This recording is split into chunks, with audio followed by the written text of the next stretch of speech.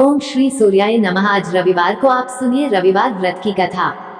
चलो कथा सुनाते हैं। प्राचीन काल में एक राजा था और एक रानी थी। उनके पास सिपाही, घोड़े, दासिया, दास, धन दौलत सब कुछ था, सिर्फ उनकी संतान नहीं थी। इसी कारण वे दोनों राजा रानी बहुत दुखी रहते थे। संतान प्राप्ति के लिए उन्होंने हर तरह के दान, धर्म, धार्मिक अनुष्ठान, जप, मंत्र, पूजा पाठ आदि सब किया, लेकिन इससे उनका कोई फायदा नहीं हुआ। जब राजा और रानी वृद्धा होने लगे तो दोनों को बहुत ही चिंता हो गई। वे दोनों सोच में पड़ गए कि अब हमारी इतने बड़े राज्य का क्या होगा, कौन बनेगा इस राज्य का वारिस, कौन लेगा प्रजा की जिम्मेदारी। राजा और रानी दिन रात इसी चिंता में घुटने लगे। उन्हें खाने और पीने की भी सुध नहीं रहती थी। तो एक सुबह राजा के दरबार में एक साधु आता है तो दासी रानी को इतल करती है। तब वो दासी से कहती है, यह मेरा अंतिम दान धर्म है, इसके बाद मैं अपने हाथों से कोई दान धर्म नहीं करूंगी। रानी चावल भरा छाछ हाथ में लेकर बाहर आती है और साधु की झोली में भिक्षा डालने आगे बढ़ती है तो उसके चेहरे पर छाई उद्विग्नता साधु की दृष्टि में आती है। वो उससे पूछता है कि रानी साहिबा, आपको क्या हुआ है, आपको क्यों इतनी उदासी हो गई है। तब रानी साधु को सारी हकीकत बताती है और सिसक लगती है उस पर। वो साधु कुछ पल गंभीर हो जाता है और कहता है कि चिंता मत करो रानी साहिबा, आपकी संतान की इच्छा पूरी हो जाएगी। आपकी कोख से एक पुत्र का जन्म होगा, मात्र वह 14 साल तक ही आप लोगों को मिलेगा। इसके आगे वह जीवित नहीं रह पाएगा। इससे बढ़कर आपको कुछ देना मेरे लिए संभव नहीं है। अपनी बात पूरी करते उसने अपनी झोली में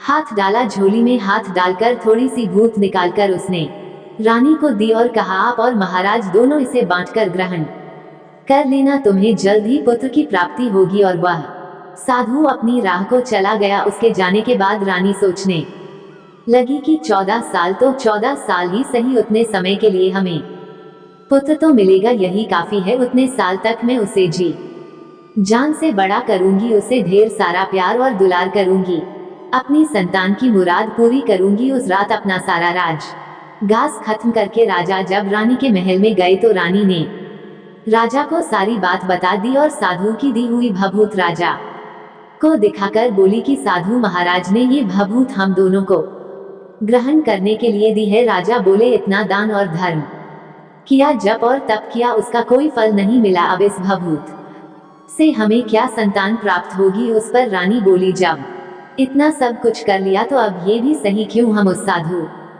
के क्रोध को बुलावा दे। राजा को अब किसी बात पर विश्वास नहीं था, पर रानी को दुख ना पहुंचे इसलिए वह राजी हो गया।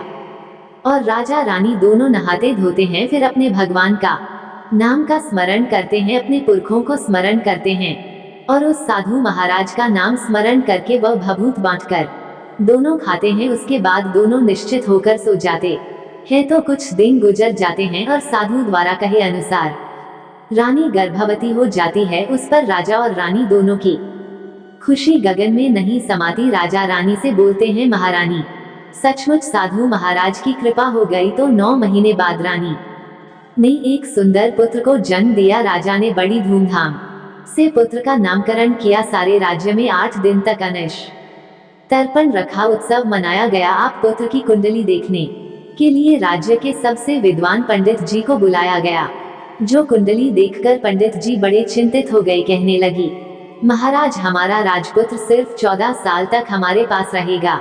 राजा को इस बात की भनक तो थी ही, रानी को भी साधु महाराज की बात याद थी। दोनों चुप रह जाते हैं। उसके बाद राजा और रानी बड़े प्यार से बेटे की परवरिश करते हैं, उसकी हर ख्वाहिश पूरी करते हैं और थोड़े समय के लिए ही सही भगवान ने संतान की अपनी मुराद पूरी कर ली। इससे वे समाधान मानते हैं। राजपुत्र दिन प्रतिदिन बड़ा होता है। जब वह 7 साल का हो जाता है तो राजा एक अच्छे गुरु की नियुक्ति करके उसे पढ़ाई लिखाई, घोड़सवारी आदि 12 विद्याओं का शिक्षण देते हैं। जब वह सब शास्त्र विद्या में पारंगत हो जाता है और 12 साल की उम्र का हो जाता है तब एक अच्छी सी राजकन्या खोजकर उसकी शादी करा देते हैं। तो 2 और साल बीत जाते है। बेटा 14 साल का हो जाता है। एक दिन राजपुत्र राजा से बोलता है, पिताजी, मैं अपना सारा राज्य घूम कर देखना चाहता हूँ। आज तक मैंने सिर्फ इस रजवाड़े के अतिरिक्त कुछ देखा नहीं है। बेटे की बात सुनकर राजा चिंतित हो जाते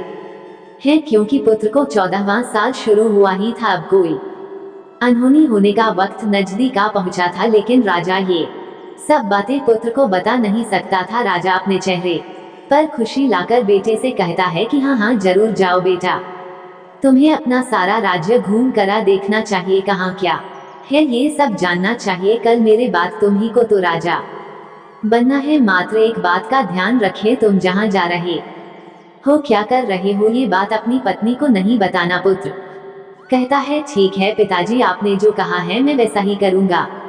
राजपुत्र दिन भर अपनी पत्नी के साथ रहता है, खुशियाँ मनाता है और रात को 12 बजे वो उठकर बाहर चला जाता है। फिर सुबह होने से पहले वापस अपने महल में आकर सो जाता है।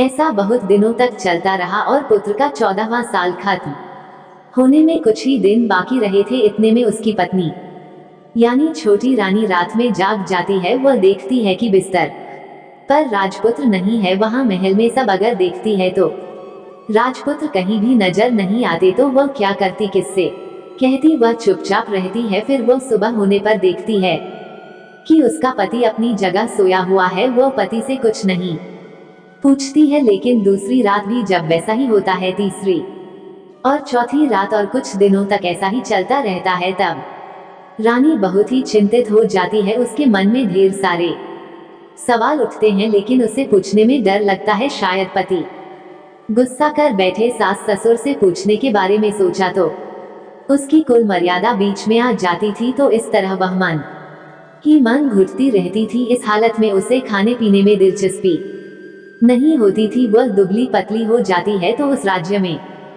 फूल बेचने वाली एक बूढ़ी मालिन थी। वो हमेशा छोटी रानी को फूल देने उसके महल में आती थी। उस बुढ़िया का ध्यान छोटी रानी पर पड़ जाता है। वो उससे पूछती है, बेटी तुम्हें किस बात का दुख है, तुम इस तरह सूख कर कांटा क्यों बनी हो। उस पर रानी कहती है, क्या बताऊं तुम्हें अम्मा, तुम्हारा राजपुत्र हर रात्रि को बाहर चला जाता है और सुबह वापस लौट कर आ जाता है। वो कहाँ जाता है, क्या करता है, ये सोच कर मैं अन्न जल ग्रहण नहीं कर पाती हूँ और सूख सूख कर इस तरह कांटा बन रही हूँ। बुढ़िया सब बात सुनकर उसे एक उपाय बताती है कि बेटा ऐसा करना, आज रात को तुम सोना मत, उसके पीछे जाकर देखना कि वो कहाँ जाता है, क्या करता है, और उसकी अच्छी तरह से पहरेदारी करना। तो छोटी रानी बोली कि अगर मुझे नींद आ गई तो बुढ़िया बोली कि तुम्हें नींद ना आए इसलिए एक काम करना, अपने बाएं हाथ की उंगली में एक जख्म कर देना, उस पर थोड़ी सी मिर्ची छिड़कना, उससे तुम्हें बड़ी जलन होगी और उस पीड़ा से तुम्हें रात भर नींद नहीं आएगी। रानी बुढ़िया की कहे अनुसार वही करती है। उंगली की जलन से उसे बड़ी देर तक नींद नहीं आती, लेकिन बाद में वह सो जाती है। दूसरे दिन सुबह बुढ़िया फूल लेकर उसके महल में पहुंचती है और पूछती है, क्या हुआ बेटी, क्या तुम देख पाई कि पति कहाँ जाता है। रानी कहती है, नहीं अम्मा, पहले कुछ समय जलन के कारण मुझे नींद नहीं आई, पर कुछ देर के पश्चात मैं सो गई। बुढ़िया कहती है, कोई बात नहीं, आज तुम उंगली पर पहले से थोड़ा बड़ा जख्म करना और ज्यादा मिर्च लगाना। तो रानी ने वैसा ही किया, परंतु वह सिर्फ पति को बाहर निकलते हुए देख पाती है, उसके पीछे नहीं जा सकती, क्योंकि उसे फिर से नींद आ जाती है। दूसरे दिन सुबह बुढ़िया आती है तो उसके पूछने से पहले ही रानी रोकर कहती है, अम्मा मैं आज भी उसकी पहरेदारी ठीक तरह से नहीं कर पाई। बुढ़िया कहती है, रोना नहीं बेटी, सब कुछ ठीक हो जाएगा। तुम आज रात जख्म और बड़ा करना और उस पर ज्यादा मिर्ची लगाना, और एक काम करना कि जब वह जाने के लिए निकलता है तब उसका रास्ता रोकना। बुढ़िया ने जैसा बताया रानी ने वैसा ही किया। आज रात उसे नींद नहीं आती है। पति जब रात को महल से निकलने के लिए चलने लगता है तो वो बुढ़िया ने जैसा बताया वैसे ही करती है। दौड़कर जाकर पति का रास्ता रोकती है और कहती है, कहाँ कहाँ जा रहे हो, किससे मिलने जा रहे हो, मुझे बताओ। राजपुत्र उसे समझाने की बहुत कोशिश करता है, देखो अगर मैंने तुम्हें ये बता दिया तो मैं तुम्हें दोबारा नहीं मिल पाऊंगा। रानी कहती है, कोई बात नहीं, ना मिल पाओ, लेकिन आप रात के समय कहाँ जाते हो यह मुझे बता दो। राजपुत्र निरुपा है हो जाता है पत्नी की जिद के आगे, उसकी एक नहीं चल पाती। ठीक उसी समय उसका 14वां साल खत्म हो रहा होता है। 15 साल लगने वाला होता है। जो होता है वो हो जाने दो, ये सोचता है, और कुछ चावल मंत्रों से सिद्ध करके पत्नी को देकर कहता है कि इन चावल के दानों को हाथ की मुट्ठी में पकड़ना, पहले दाएं हाथ में पकड़े चावल मेरे ऊपर फेंकना, मैं कौन हूँ तुम्हें पता चल जाएगा, बाद में बाएं हाथ में पकड़े चावल मेरे ऊपर फेंकना, मैं जैसा था तुम्हें मिल जाऊंगा, लेकिन यदि तुम बाएं हाथ के चावल मेरे ऊपर फेंकना भूल गई तो मैं तुम्हें कभी नहीं मिल पाऊंगा।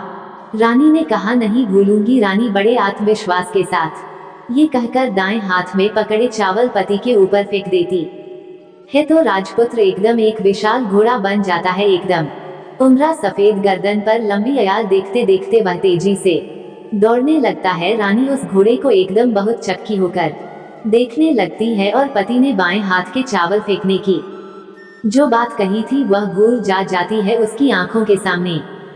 घोड़ा महल से बाहर निकलकर चला जाता है। घोड़ा जो महल से बाहर जाता है तो वापस नहीं आता। अब रानी को बड़ा पश्चाताप हुआ। वह स्वयं को कोसने लगती है, लेकिन अब उसका कोई फायदा नहीं होने वाला था। राजपुत्र अब वापस नहीं आने वाला था। सुबह होते ही महाराजा को सब बात पता चली। उन्हें बहुत दुख होता है। वे बिस्तर पकड़ते हैं और राह देखते हैं कि एक दिन उनका बेटा वापस आ जाए। इस तरह 1 महीना गुजरता है, 3 महीने गुजरते हैं, आखिर 6 महीने पूरे हो जाते हैं। राजपुत्र का कोई अता पता नहीं चलता। प्रधान राजपुत्र को ढूंढने के लिए राज्य के गांव-गांव सिपाही भेजता है, लेकिन उन्हें कोई सफलता नहीं मिलती। इधर रानी अपनी हट के कारण पति गायब हो गया है ये सोचकर स्वयं को मन ही मन कोसती है और प्रण लेती है कि कुछ भी करके पति को ढूंढ कर लाएगी और उसे वापस घर लेकर आएगी। एक दिन सुबह उठकर सास ससुर के महल में जाती है और कहती है कि मैं अपने पति की खोज में जा रही हूँ। महाराजा को और क्या चाहिए था, कुछ भी करके उनका बेटा उन्हें वापस मिलने चाहिए था। वे बहू को जाने की अनुमति देकर कहने लगे, बेटी तुम्हें जो चाहे वह करो, जहाँ जाना है वहाँ जाओ, लेकिन हमारे बेटे को वापस लेकर आओ। अब रानी अपना शाही भेष बदलकर एक सेठानी बन जाती है। कुछ दासिया को, कुछ नौकरों को साथ ले लेती है, कुछ सामान साथ ले लेती है और राज्य की सीमा पर जाकर वहाँ एक भोजनालय खोल देती है। वहाँ आने वाले सब यात्रियों को खाना मुफ्त में देने लगती है। मात्र एक शर्त रखी कि खाने वाले को उसकी देखी हुई कोई अजीब चीज उसकी मालकिन को यानी राज कन्या को बतानी पड़ेगी। तो वहां आने वाला हर नागरिक अपनी तरफ से मैंने ये देखा, मैंने वह देखा कहकर वहां से मुफ्त खाना खाकर जाता था। परंतु रानी को जो बात चाहिए थी वह अब तक नहीं मिली थी। ऐसे ही कुछ दिन बीत गए तो रानी के महल में फूल लेकर जाने वाली बुढ़िया की एक बेटा और बहू थी। उनका एक छोटा बेटा था, यानी बुढ़िया का एक पोता था। तो बेटा और बहू सुबह काम के लिए निकलते थे तो पोते को संभालने की जिम्मेदारी बुढ़िया पर रहती थी। दिन भर पोते को संभालती थी। एक दिन बुढ़िया को पान खाने की आदत थी, तो पान लगाने के लिए चूना चाहिए था। बहू से तैयार करने के लिए सीपी लेकर आए। इन सीपियां को भूनने के लिए गोबर के कंडे चाहिए थे। कंडे इकट्ठा करने के लिए वह बांस की टोकरी लेकर चरवाहे के मैदान में गई। वहां बहुत सारे कंडे थे। उन्हें जमा करते करते उसे घर आने में अंधेरा हो गया। इस ओर शाम होते ही काम से वापस आकर बेटा और बहू घर पहुंचे तो देखा कि बच्चा घर पर अकेला है और रो रहा है। वे दोनों गुस्से से लाल पीले हो गए। इतने में बुढ़िया घर आ पहुंची।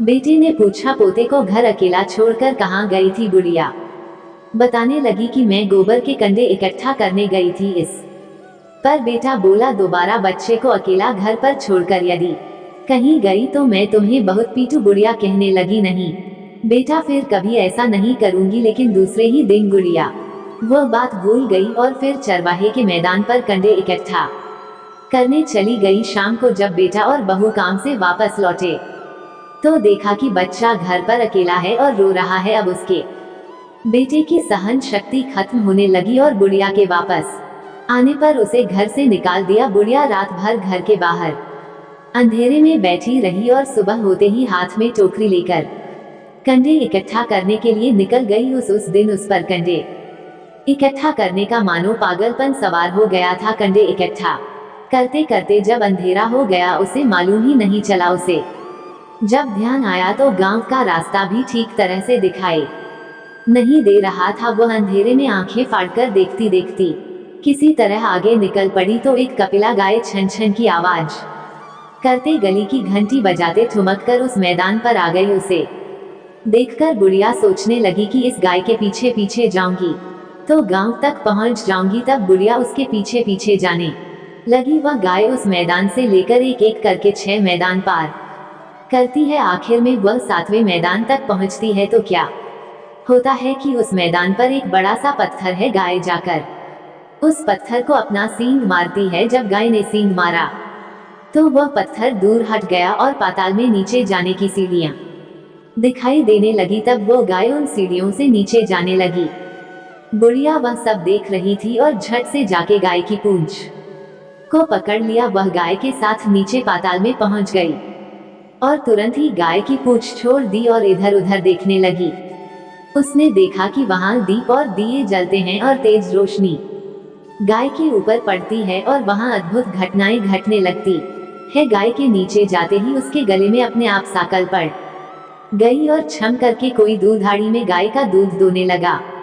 लेकिन जो भी कोई वह कर रहा है वह मात्र दिखाई नहीं दे रहा है। बुढ़िया बहुत घबरा गई, कहाँ आकर फंस गई यह सोचने लगी और यहाँ वहाँ छिपने के लिए जगह ढूंढने लगी। लेकिन उसे कहीं भी जगह नहीं मिली, हर जगह उजाला ही उजाला था। तो वह एक कोने में खड़ी हो गई और जो कुछ सामने हो रहा था उसे चुपचाप देखने लगी। उसने देखा कि वहाँ एक उमदा सफेद घोड़ा और 2 कुंड थे। उसमें से एक कुंड में उस घोड़े ने छलांग लगाई और ऊपर आ गया और उस घोड़े को अब राजपुत्र का रूप प्राप्त हो गया। उसने दूसरे कुंड के पानी में स्नान किया, वहां रखे नए कपड़े पहने और नजदीकी एक सुंदर पलंग था उस पर आकर वह बैठ गया। उसके सामने अपने आप 5 पकवानों की थाली आ गई, दूध की एक प्याली भी आ गई, पास सुपारियां गई। उसके सामने एक दिया जलता रहा और राजपुत्र ने खाना खाया, पानी पिया, 5 सुपारी खाए और बिस्तर पर लेट जाने से पहले सूर्यदेव का स्मरण करके सामने जलते हुए दिए से पूछा, हे दीपंकर, मेरे माता पिता क्या कर रहे हैं? दिया बताने लगा, बेटे के शोक में डूबे हैं, राज कौन संभाल रहा है? तो उसने बोला कि राज्य प्रधान संभालते हैं। उसने पूछा कि मेरी पत्नी क्या करती है? तो दिए ने बोला कि उसने चौराहे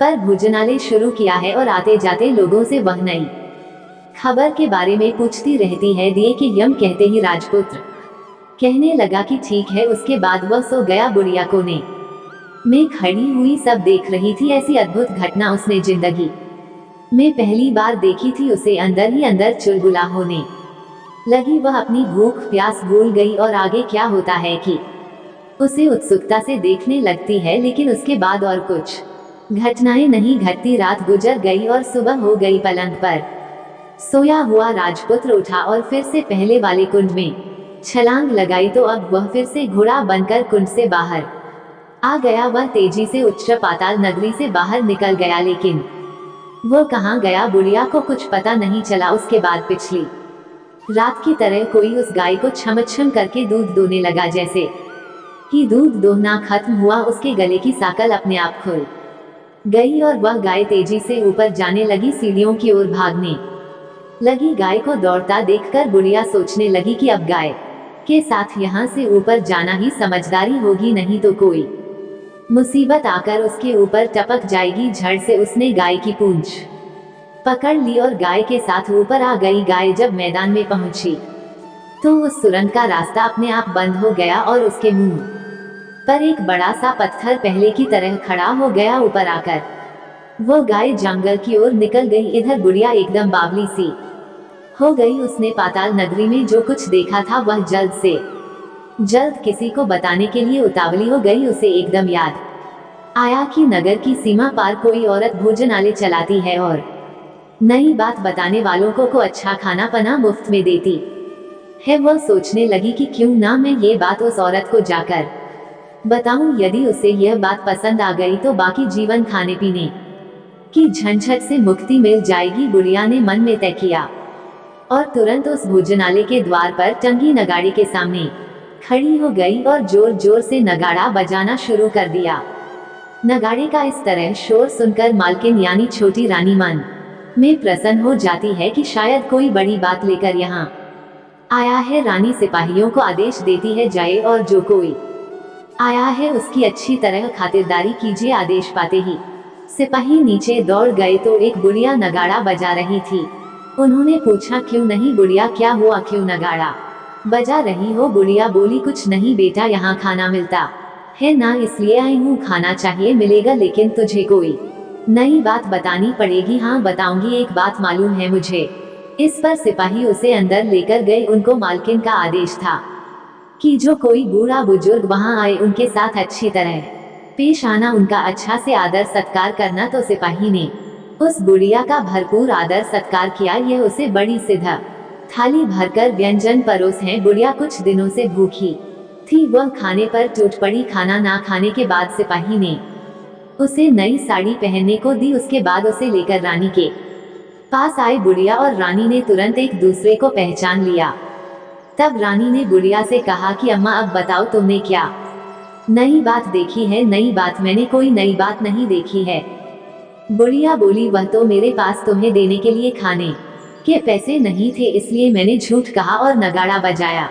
रानी ने कहा, अम्मा घबराना नहीं, मैं किसी को तुम्हारा नाम नहीं बताऊंगी। फिर भी बुढ़िया ने कहा कि मेरे पास कोई नई बात नहीं है। इस पर रानी ने उसे कहा, देखो अम्मा, यदि तुमने मुझे वह नई बात बताई तो जिंदगी भर मैं तुम्हारी देखभाल करूंगी और तुम्हें रानी माता की तरह रखूंगी। अब बुढ़िया बताने को तैयार हो गई। उसने जो कुछ उस चारागाह वाले मैदान पर देखा था वह सब कुछ कुंवर रानी को बता दिया।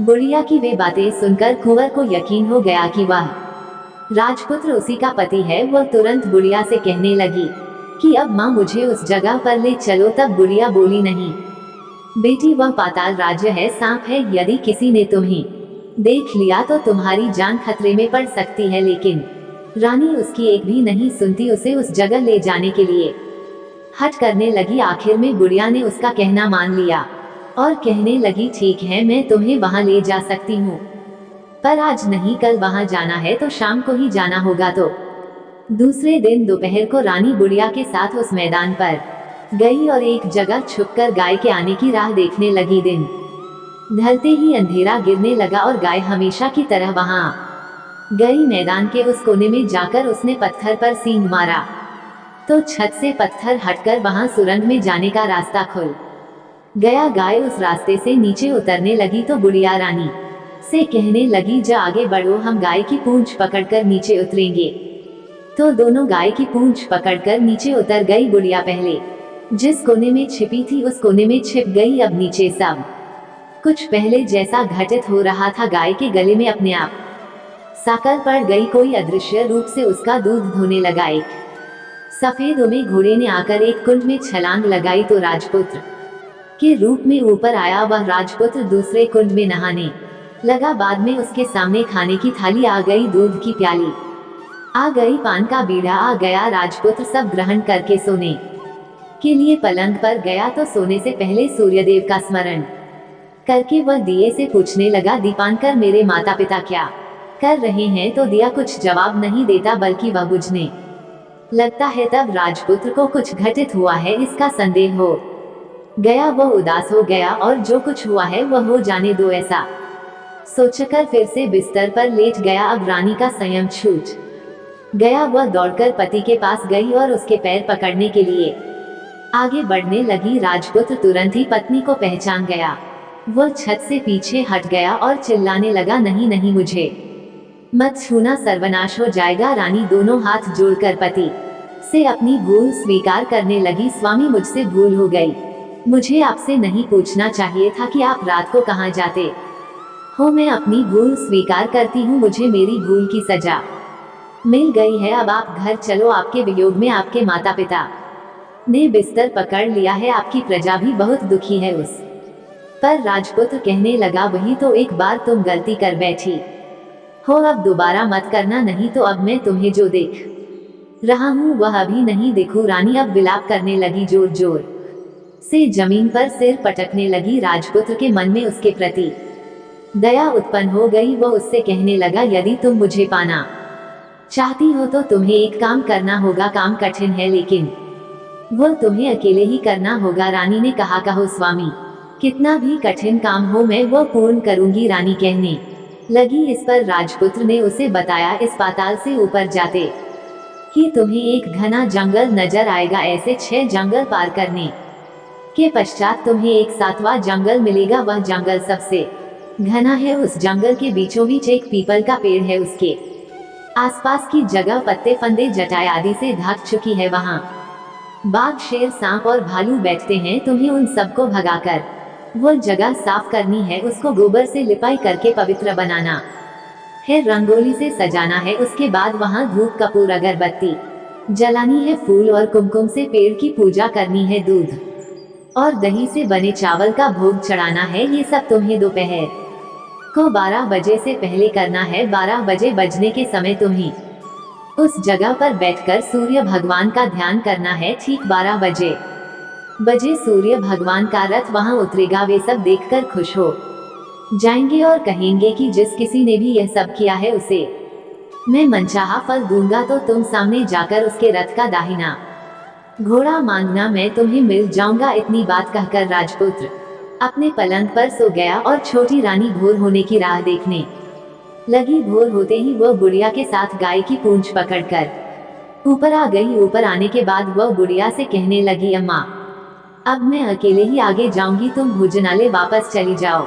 वह जंगल में जाकर राजपुत्र की बताई जगह ढूंढने लगी और स्वयं आरी से वह जगह साफ कर दी। बाद में राजपुत्र ने जैसे बताया वैसे से ही लिपाई पोताई करके वापस आ गई। दूसरे दिन सुबह होने से पहले उठी और जंगल में उस जगह पहुंची। वहां जाकर इत्र और गुलाब का पानी छिड़क कर उस जगह सुगंधित धूप, अगरबत्ती जलाकर उसे पवित्र किया और पूजा की सब सामग्री वहां तैयार कर सूर्य भगवान का ध्यान करके बैठ गई। जैसे कि पति ने बताया था कि दोपहर को ठीक 12 बजे सूर्य भगवान का रथ उस पीपल के पेड़ पर आकर रुका है। सूर्य भगवान ने जब रथ से नीचे देखा तो सुगंधित वातावरण देखकर वे बहुत प्रसन्न हो गए। फिर वे बोले, जिस किसी ने ये काम किया है वो यहाँ आकर आज मुझसे कुछ भी मांगे, मैं उसे दे दूंगा।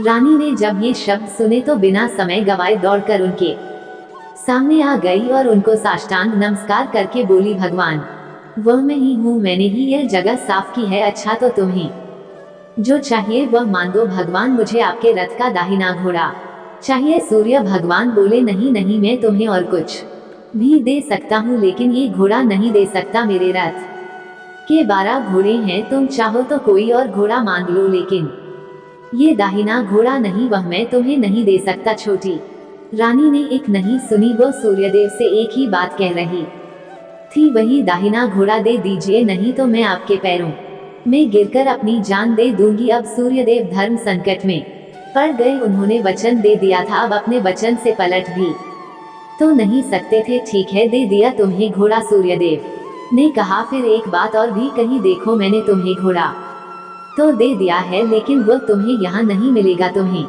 उसे पाताल में जाकर लाना होगा। रानी बोली, पाताल में ही क्यों भगवान, मैं उन्हें पाने के लिए कहीं भी जा सकती हूँ। रानी को वचन देकर सूर्यदेव अपने मार्ग को चले गए और इधर रानी जंगल से अपने भोजनालय में आ गई। फिर वह बुढ़िया को लेकर उस मैदान पर आ गई और जल्दी ही शाम हो गई। शाम होते ही वहां वह गाय आ गई और उसने सींग मारकर सुरंग का पत्थर हटाया और नीचे उतरने लगी। रानी और बुढ़िया जल्दी जल्दी उसकी पूंछ पकड़कर नीचे उतर गई। नीचे पाताल में सब घटनाएं पहले की तरह ही घटने लगी। घोड़े का एक कुंड में नहाकर राजपुत्र बन जाना, नहा धोकर पलंग पर जाकर बैठना, तो उसे खाने की थाली, दूध की प्याली आना, पान का बीड़ा आना। लेकिन आज एक नई बात घटी। आज 2-2 थाली, 2-2 दूध की प्याली और 2-2 पान के बीड़े उसके सामने आए। वह कुछ नहीं बोला, अपने हिस्से की थाली खाकर, दूध पीकर और पान का बीड़ा चबाकर वह सोने चला गया और हमेशा की तरह दिए से पूछने लगा, दिए दीपनकर, मेरे माता पिता क्या करते हैं? दिए ने बताया, वे दोनों तुम्हारे शोक में मरने की स्थिति में पहुंच गए हैं। ऐसा झट से उसकी आंखों में आंसू टपकने लगी। फिर वह पूछने लगा, दिए दीपनकर, मेरा राज्य कौन चला रहा है? तुम्हारा राज्य प्रधान चला रहा है और वह सब कुछ हड़प चुका है। वह प्रजा पर बहुत अत्याचार कर रहा है। ये सुनकर राजपुत्र को बहुत गुस्सा आया। वह गुस्से से अपनी मुट्ठी भजने लगा। अब वह पूछने लगा, दिए दीपनकर, मेरी पत्नी क्या कर रही है? अब दिया कुछ नहीं बोला और चुप रहा। अब रानी का संयम जवाब दे गया। वह दौड़कर पति के गले लग गई। अब मैं तुम्हें मिल गया। राजपुत्र कहने लगा, सच कहते हो? अब आप फिर से घोड़ा तो नहीं बनोगे ना? नहीं, दोबारा घोड़ा नहीं बनूंगा। तुमने जो इतने सारे कष्ट उठाए हैं मुझे पाने के लिए, इसलिए सूर्यदेव ने मुझे सदा के लिए घोड़े के जन्म से मुक्त कर दी है, राजपुत्र ने बड़े प्यार से कहा और उसे गले लगाया, उसके आंसू पूछे और कुछ देर के पश्चात सुबह हो गई तो गाय की श्रृंखला टूटकर वह ऊपर भूलोक जाने लगी। रानी, राजपुत्र और गुड़िया उसकी पूंछ पकड़कर ऊपर आ गए। ऊपर आने पर वे सीधे भोजनालय में पहुंचे, वहां का सब सामान लोगों में बांट दिया और उसको ताला लगाकर अपने राज्य में लौट आए। राजपुत्र वापस आता है और उसके तेवर देखकर प्रधान घबरा जाता है। राजपुत्र ने उसे बंदी बनाकर कैद खाने में डाल दिया और राज्य की बागडोर अपने हाथ में ले ली। उसके बाद वह अपने माता पिता को मिलने उनके महल में गया। तब राजपुत्र क्या देखता है कि उसके माता पिता उसके शोक में अस्थि पंजर बने हुए हैं। पुत्र को वापस आया देखकर मरणासन राजा रानी की आंखों से टप टप आंसू बहने लगे। इन दोनों ने पुत्र को गले लगा लिया, उसे प्यार से सहला और इतना होने के बाद उनकी सेहत में एकदम सुधार आने लगा। वे अब बिस्तर से उठकर बैठ गए हैं, पुत्र को आशीर्वाद देने लगे हैं। राजपुत्र के आने की खबर तुरंत ही राज्य में फैल गई। प्रजा खुशी से फूली नहीं समाई। प्रजा जन राजमहल के सामने इकट्ठा हो गए। राजपुत्र ने भी उन्हें दर्शन दिए और आज से उन्हें कोई दुख नहीं पहुंचाएगा, ऐसा वचन भी दिया। अब राजा अपने पुत्र का राज्याभिषेक करके उसे सिंहासन पर बिठा है और बहू को महारानी का दर्जा देता है और स्वयं अपनी पत्नी के साथ ईश्वर स्मरण करते खुशी से दिन बिताता है। महाराजा बना राजपुत्र अच्छी तरह से राज्य चलाने लगा और अपनी पत्नी के साथ सुख शांति से जीवन बिताने लगा। उस गुड़िया को रानी ने अपने ही पास रख लिया और उसकी अच्छी तरह से देखभाल करने लगी। गुड़िया और उसके बुढ़ापे के दिन खुशी से गुजरने लगे। प्रेम से बोलिए सूर्यनारायण भगवान की जय। आपको आज की कथा अच्छी लगे तो वीडियो को लाइक करना मत भूलिए, शेयर कीजिए और कमेंट में सूर्यनारायण की जय और हमारे चैनल हिंदी स्टोरी को भी सब्सक्राइब करिएगा। धन्यवाद।